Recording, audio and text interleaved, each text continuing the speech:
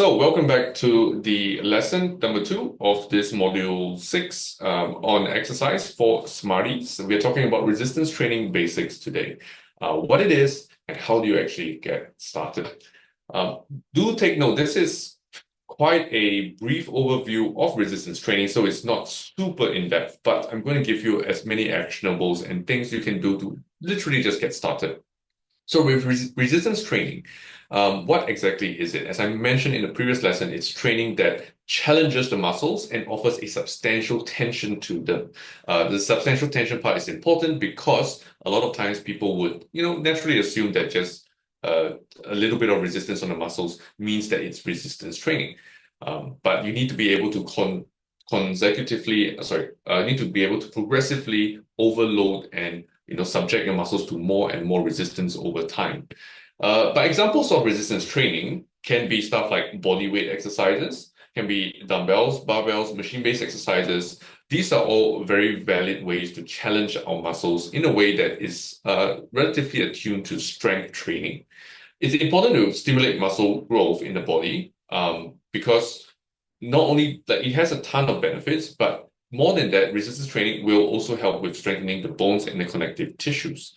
This is super vital to kind of maintain the structures in place for us as we age, because as we age, a large part of the aging process is our tissues and our connective structures and all the body structures kind of degrading. So aside from the basic muscular benefits that we will have, there's actually a lot more to it than just pure confidence in looking good. Maintaining a healthy amount of muscle actually helps improve your energy levels because not only will you maintain a certain level of strength that will make you very, very functional in day-to-day life, it actually keeps you very mobile and helps make you more anti-fragile, which is very important as we age. In fact, a large portion of the issues that relate to senior deaths tend to start from them, slipping, falling, breaking something, and then having a very immobile quality of life after that. And then everything just goes downhill. The other parts that also benefit from increasing more muscle is your body's ability to actually manage its nutrients and blood sugar. This is very important because this can actually help reduce your chances of getting any kind of insulin resistance, which also means that you're not going to develop any kind of metabolic syndrome issues like lifestyle diabetes or any other consequent stuff like high cholesterol issues. The last one here is about maintenance. Once you've lost the weight, having more muscle actually kind of helps you maintain the weight much easier. Having more muscle generally helps improve your metabolism, not just from having the muscle itself, but also from the fact that you're going to be more energetic, moving around a bit more. And that in and of itself actually brings the metabolism up. So where do you start with resistance training? Well, for most of you, if you are a complete beginner, I would definitely suggest body weight work, or if you are keen to start in the gym, actually just getting on the machines is a good idea because when you are starting out, these options are definitely the ones that require the least amount of coordination, and you can just kind of get right into it and do it with very, very low injury risk. So where I would recommend you'll do is you try to do shorter sessions, but with more frequency. And so what that means essentially is you want to do anywhere between 10 to 30-minute sessions, up to from 3 to 6 times a week. So if you are going more times in a week, you can probably get away with just doing 10-minute sessions. If you are going, let's say 3 times a week, you probably want to do around 30 minutes each time. The idea here is to keep it manageable and short enough that you feel you can actually get it done. So the other key thing to take note when you are planning your resistance training workout is to note that you just want to train yourself in 4 of these basic movement categories. The first one is any kind of upper body pushing or pulling motion. So that can be, pressing something away from you, pressing something overhead, pulling something to you from overhead down or from in front of you towards you. A squat pattern, again, self-explanatory. It's like sitting down to a chair and standing up. A hinge pattern, which is basically how to push your butt back and bend over to train some of those rear leg muscles. And then any kind of core work, which I will kind of give some examples on the next slide here.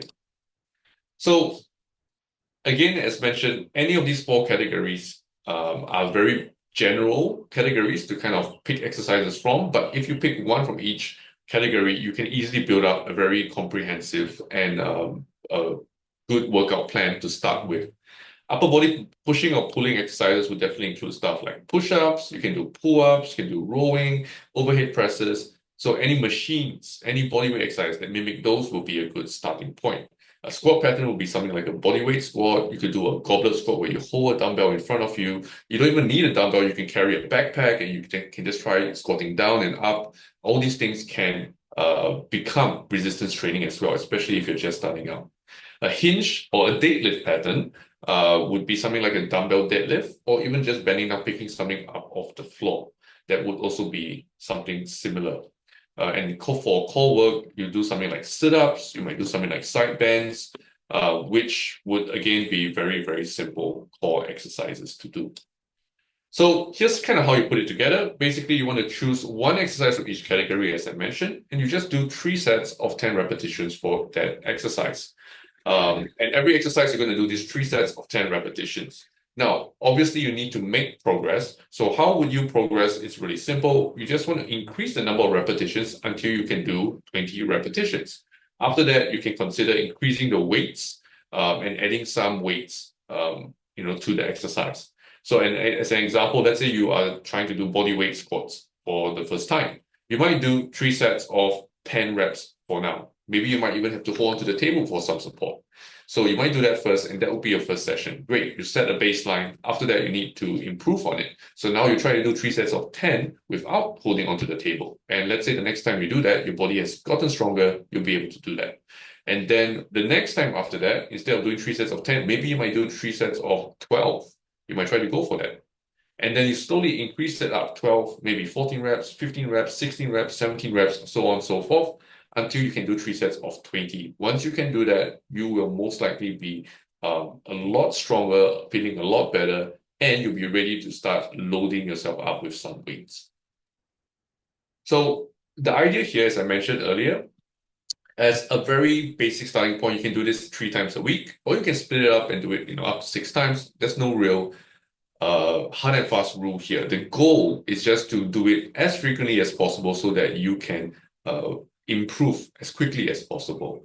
And with that in mind, though, you want to aim to keep a day of rest between each workout. If you're doing 6 days in a week, then you just want to make sure, for example, you're picking alternate categories. So you might pick only 2 categories for the first day, and then you pick the other 2 categories for the next day, and you just alternate between the two.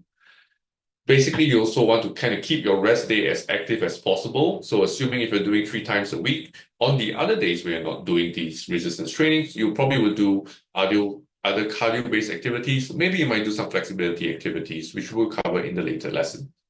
So if you'd like to try it done for your workout, also make sure to check out our sample workouts at the link below. So click on that and we'll get you sorted out. So I'll see you in the next lesson.